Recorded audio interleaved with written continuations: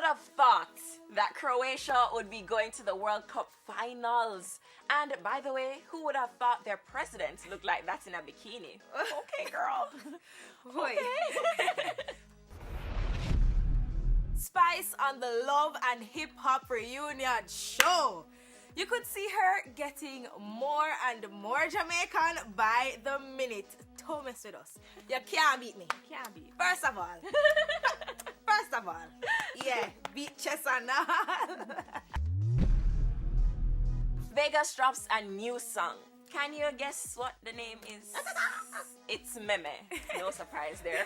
Why not, Vegas? Just run with it. While you have it right now, just run with it. Oh, and by the way, the female King Alarm officer from that video was fired.